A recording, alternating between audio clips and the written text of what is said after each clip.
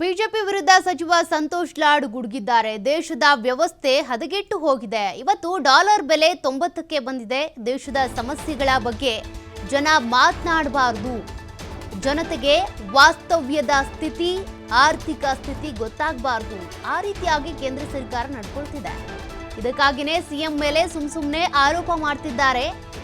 ದೇಶದ ಇವತ್ತಿನ ಪರಿಸ್ಥಿತಿ ಬಗ್ಗೆ ಪ್ರಧಾನಿ ಮೋದಿ ಮಾತನಾಡಿಲ್ಲ. ಬಿಜೆಪಿಗರು ಇಂಥದ್ರಲ್ಲೇ ರಾಜಕಾರಣ ಮಾಡುವುದು. ಜಮಖಂಡಿಯಲ್ಲಿ ಸಚಿವ ಸಂತೋಷ್ ಲಾಡ್ ಈ ರೀತಿ ವಾಗ್ದಾಳಿ ನಡೆಸಿದ್ದಾರೆ. ದೇಶದ ವ್ಯವಸ್ಥೆ ಏನಿದೆ ಅವ್ಯವಸ್ಥೆಯಿಂದ ಕೂಡಿದೆ. ಹೀಗಾಗಿ ಜನರು ಆರ್ಥಿಕ ಪರಿಸ್ಥಿತಿ ಬಗ್ಗೆ, ದೇಶದ ಸ್ಥಿತಿ ಬಗ್ಗೆ ಮಾತನಾಡಬಾರ್ದು, ಪ್ರಶ್ನೆ ಮಾಡಬಾರ್ದು ಅನ್ನುವಂಥ ಕಾರಣಕ್ಕೇನೆ ಈ ರೀತಿಯಾಗಿ ಬಿಜೆಪಿಯವರು ರಾಜಕಾರಣ ಮಾಡ್ತಿದ್ದಾರೆ.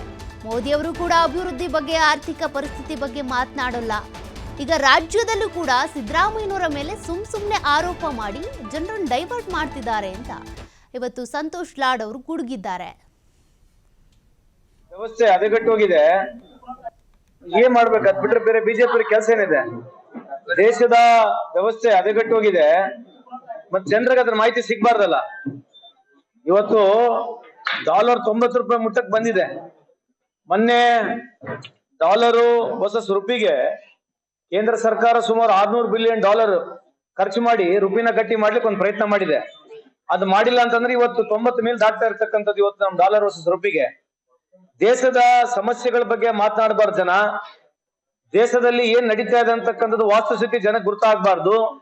ಆರ್ಥಿಕ ಪರಿಸ್ಥಿತಿ ಆಗಿರ್ಲಿ, ದೇಶ ದಿವಾಳಿ ಎದ್ದೋಗಿದೆ.